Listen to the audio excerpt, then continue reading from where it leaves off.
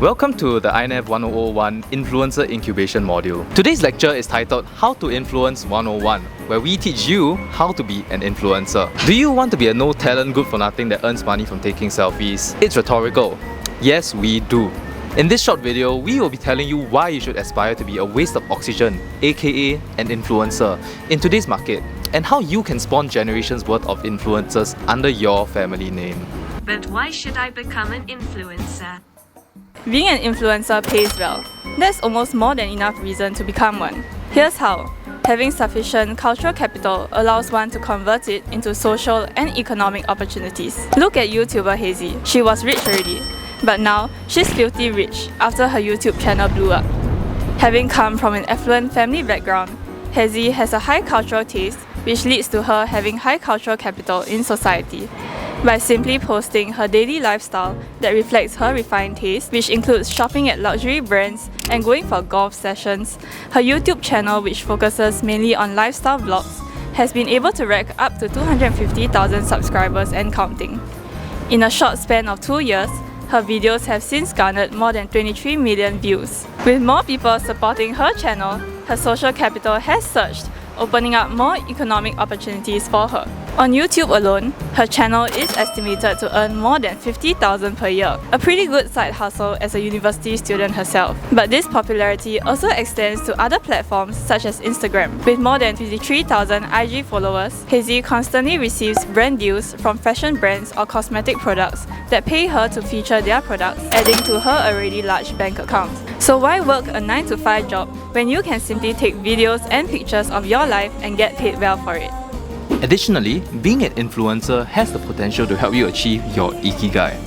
What is ikigai? A common term thrown around by insurance agents, ikigai is a Japanese concept, translating to a reason for being. This consists of 4 pillars: doing what you love, doing what you can be paid for, doing what you are good at, and doing what the world needs. As covered before, being an influencer enables you to earn money. Check. But how does an influencer cover the other areas? Take professional bodybuilder Greg Doucette as an example. From his hit series Natty or Not, he dives into the physiques, not literally, of popular influencers in the fitness space and shares his opinions on whether they are natural bodybuilders or have used some form of enhancement to achieve their body. Let's be real, who doesn't love sharing their unsolicited opinions online? No one. Coach Greg certainly loves it. Check. Is Coach Greg good at coaching? There's coach in his title, so he must be good. Is he doing what the world needs? Does the world need to hear his opinions and squeaky voice? Yeah! Yes, they do.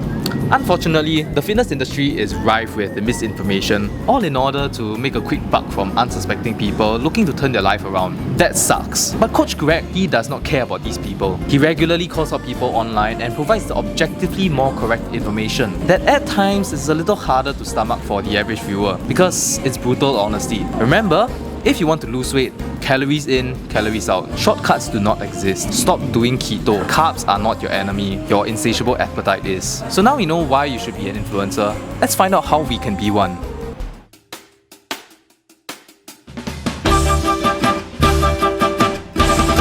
Using food YouTuber Mike Chen as a case study, I'll give you some tips on how to become an influencer. To be an influencer, you first need to possess good taste. You might think that good taste means buying the most luxurious and expensive products, but you would be wrong. Taste is consuming the right products in the right way. Mike Chen is a great example.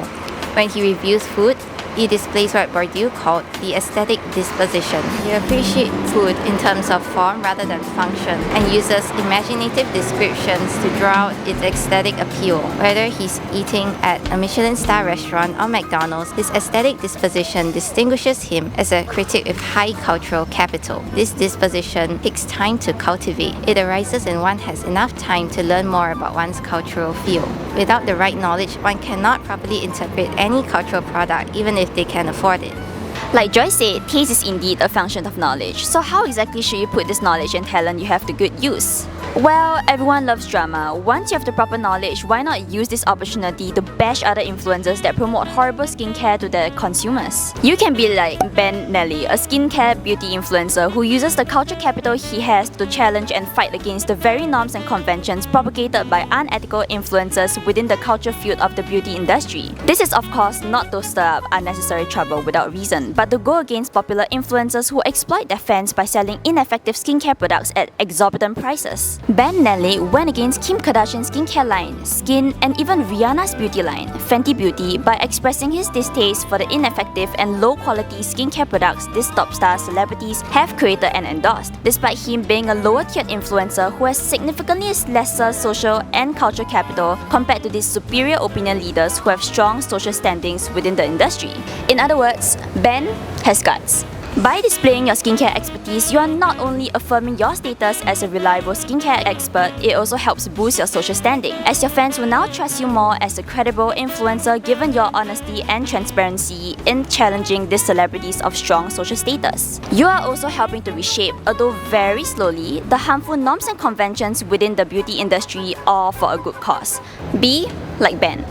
So to all parents out there, if you want your children to become influencers, you need to start by placing them under surveillance. By using this app called Custodio, you can monitor your kids' digital activities, set time limits for screen time, and track their location at any time.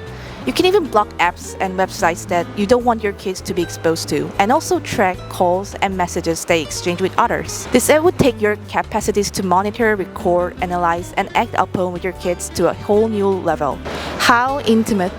The app allows you to form so-called domestic panopticon, letting your kids realize that they are being constantly surveilled. This would condition your kids to adopt self-disciplinary mentalities, enabling them to internalize the norms required to be influencers and in turn engage in the process of becoming influencers. So the key point to remember is that you should constantly indoctrinate your kids, saying that all this stuff is meant for attaining a certain state of success, perfection, and happiness for them, justifying the use of the app and making them use the app voluntarily. Overall, this app would allow you to create an optimal environment for your kids to become influencers by making them productive and acquire cultural capital. Ultimately, once they realize how messed up your brainwashing is, they would have already accrued enough trauma for the rest of their life. Trauma is content. As we all know, nothing is more important than content and watch time. Why be happy and drink from Dasani when you can be sad and drink from Evian instead? So with that, that's it for How to Influence 101. Next week, we will be covering how to make an apology video. Thank you.